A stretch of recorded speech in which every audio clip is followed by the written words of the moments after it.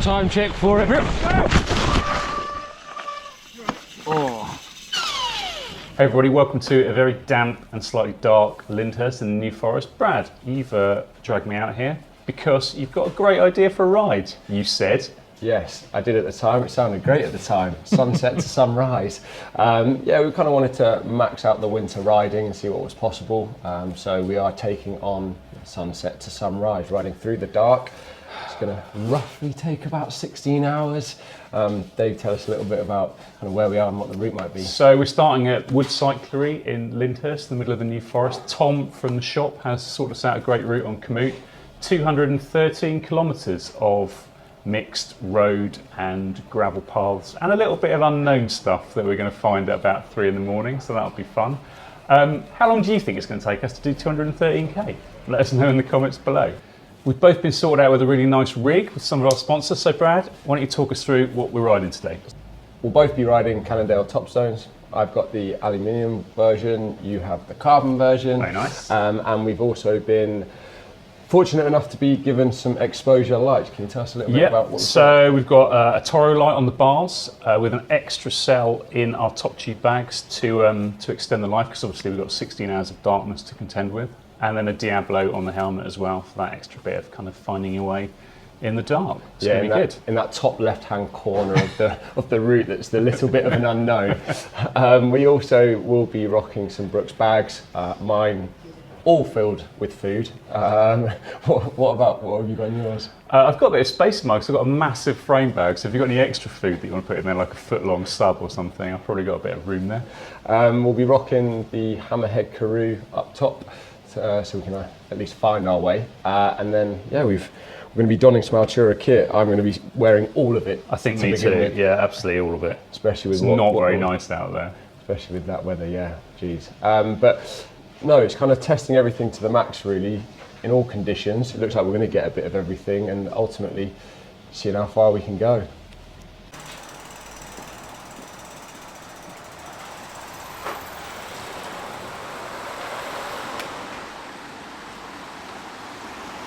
So the start of the route takes you kind of starting from the Woods Cyclery, but really this is the start, right in the New Forest, first bit of gravel, only 212k to go. Let's go. Let's see how we go.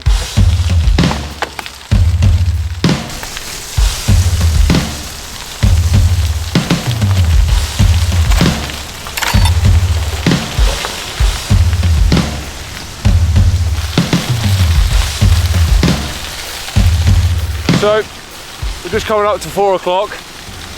Gave ourselves 20 minutes of daylight riding, but it's certainly getting to that time where it's turn the lights on and get ready for what's about to come. A long, long night of darkness, but not with our exposure lights.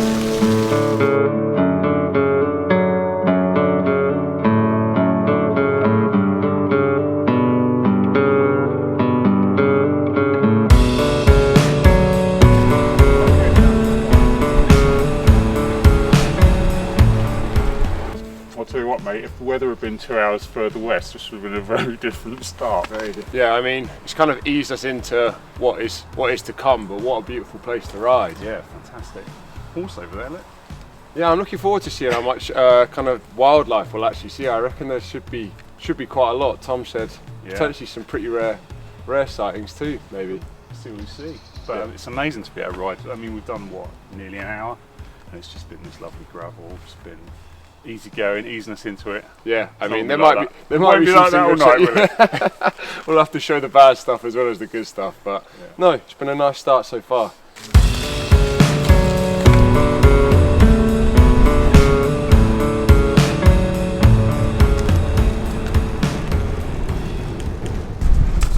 So, it's what, 5 o'clock, but we are well and truly It feels like the middle of the night. It's nuts. It's black right now.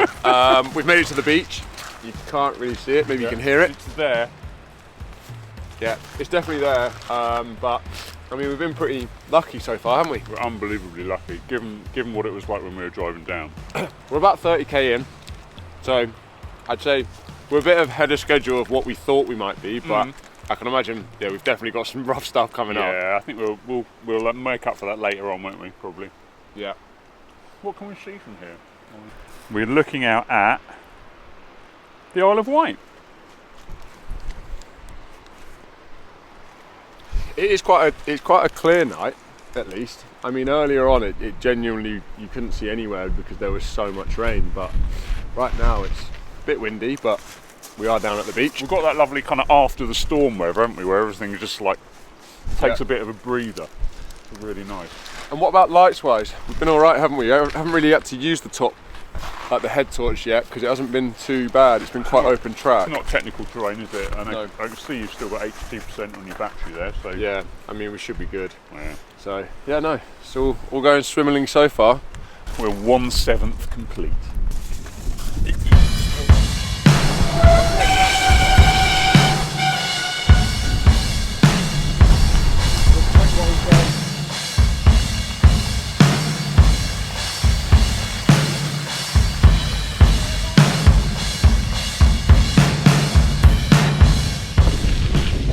Weather's certainly changed a little bit. It's blowy now, isn't it? Got a bit of a wind now.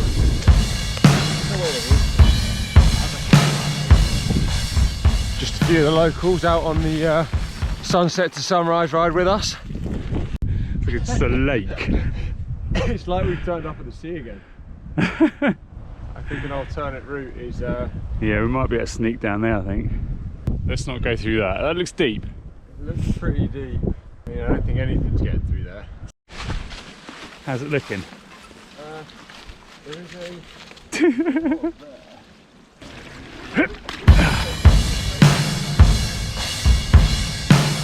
And we've had our first puncture! Here we go, Dave! I think I fixed it. I think we fixed it. One of who knows how many. Safe to say, the terrain has changed. This is not the easy gravel we had before. Woo!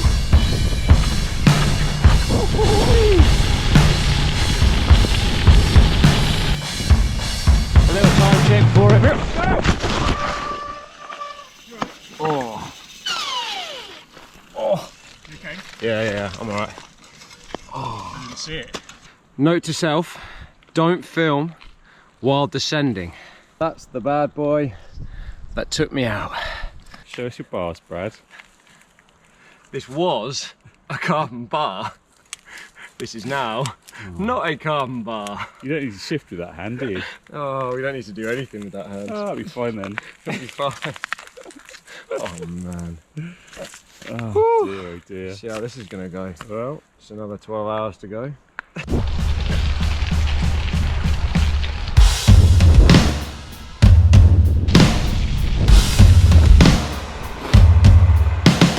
What are you cooking, Dave? never needed noodles more than I do right now. We are just over halfway, kind of 5.5 hours in. Dave, how you feeling?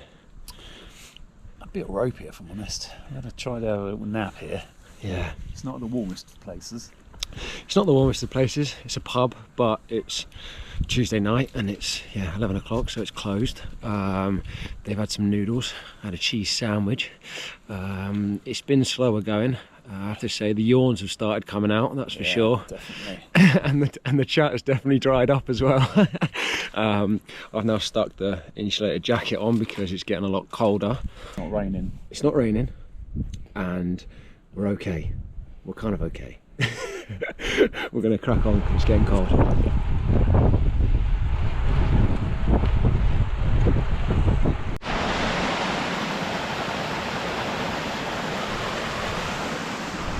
What do you reckon, Dave? I reckon I'll drown. Yeah. Yeah. Thinking we might need to have to find a way around that one. Oh, it's like we're in the jungle. Oh, this is full jungle. Not gonna lie, things have slowed considerably since halfway. I think that's down to tiredness. I think that's an obvious factor, but also we're in some proper British off-road. Dave, how's tricks? Yeah, I think like at this time in the ride, like what happens is my worldview narrows, and it's just like it's all either places I could curl up into a ball and go to sleep, or places I couldn't.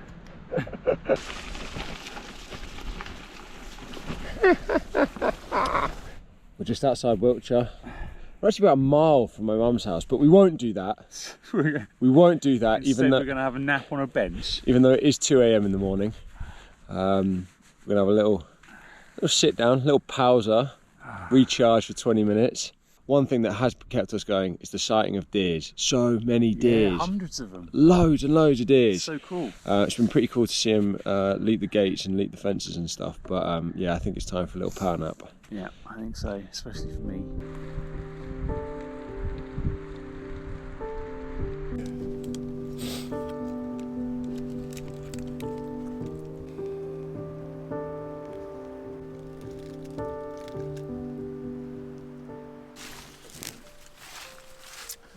Well, we'll start with, it's what, Dave?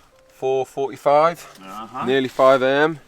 We're 170 in. Yeah, I kind of wanted to just give you a little update on the handlebar situation. Yeah, I kind of haven't had the left side really to use. My hand's kind of been like this because I can't really grab properly, so it's been like that. And so I've been riding on the top bar, not on the hoods. Yeah, it's been a lot of fun. Like my knee, I haven't even taken these off, but that doesn't look too promising. That's like a second kneecap. But it's all for the content, right?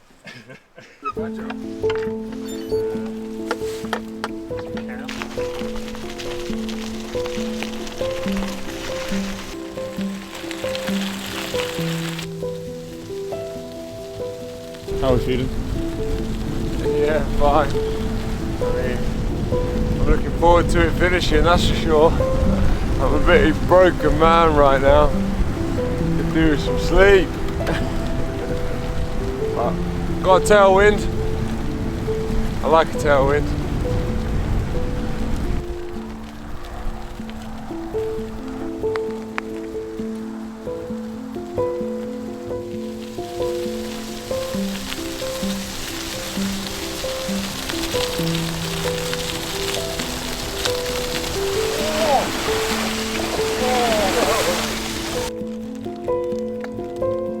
Favourite yours, don't they, Dave?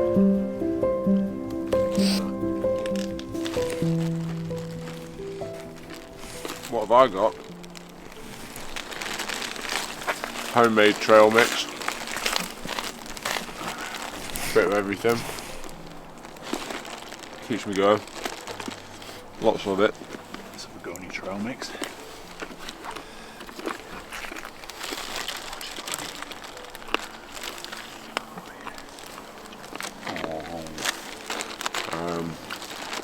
Not 20k. No, a bit more. A bit more. 23, 25. 25, 26. I reckon about an hour and a half, 90 minutes. I'm hoping the sun comes up or we start to see a bit of light about 7:30. That'd be nice. I've literally got to 190 kilometres and heard my first bit of sealant. I'm praying it seals because that would be a win for everyone. So fingers crossed. Yeah, and then pull it out. There you go.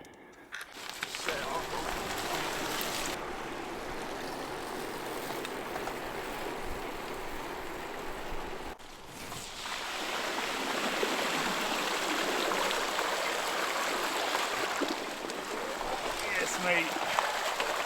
Oh. That was close. You nearly got all the way. Yeah. Oh, look. Well, what are we? 8k from home? Yeah, about that. Something like that. It's 7. It's like just after 7. We've kind of timed. Somehow timed it bang on. Somehow we've timed it just perfectly. It's literally just starting to get a little bit lighter, and I'm so happy about it. Get back to Lyndhurst, get back to the Woods Cyclery, and finish this little Wait for it to open. Yeah, wait for it to at least finish the journey off, that's for sure. Yeah.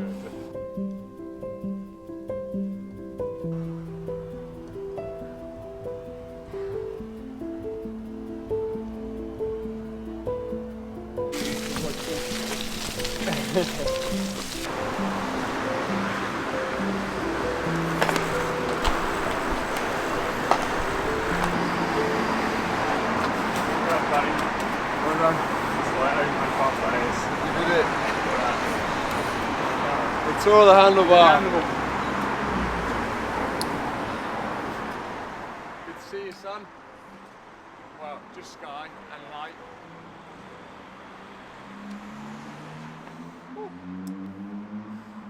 What did you think of it all?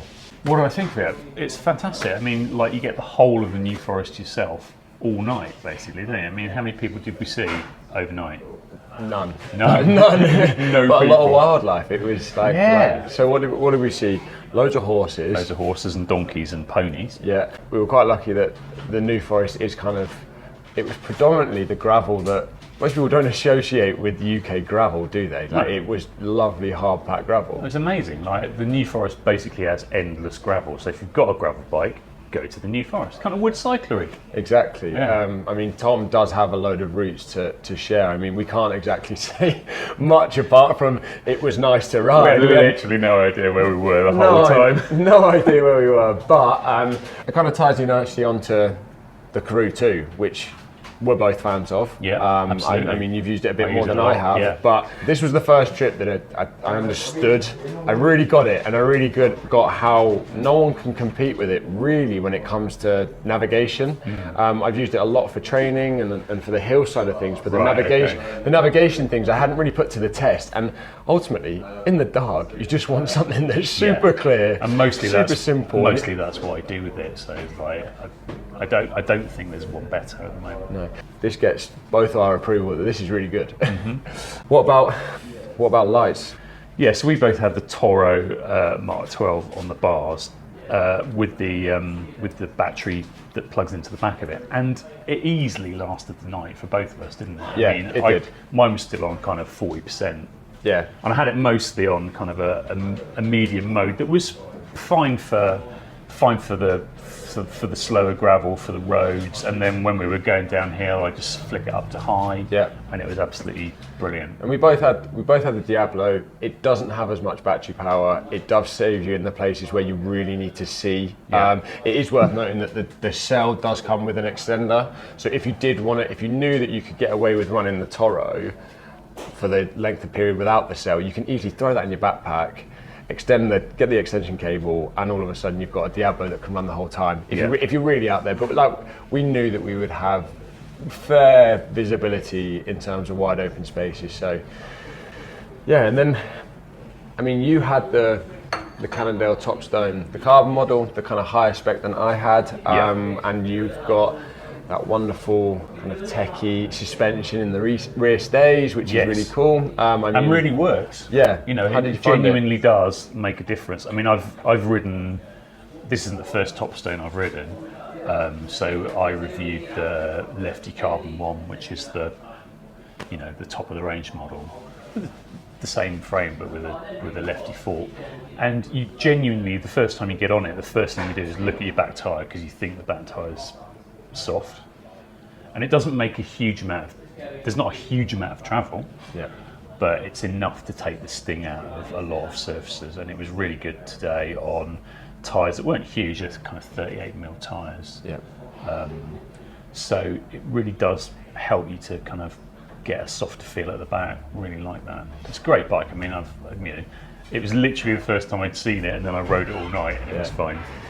Yeah, and I was fortunate to have a suspension seat post from Ultimate Sport, and I was sceptical when I first got it, but ultimately it genuinely did work. It was set to kind of my weight range, and I have a feeling it had the same effect, that it's just enough that it doesn't feel like you're on a full sus, but it does take... Just want to take the heat out of it, don't you? Exactly, and it makes it way more comfortable, and I think I needed that comfort, because I mean, there was a fateful incident, wasn't there, Dave?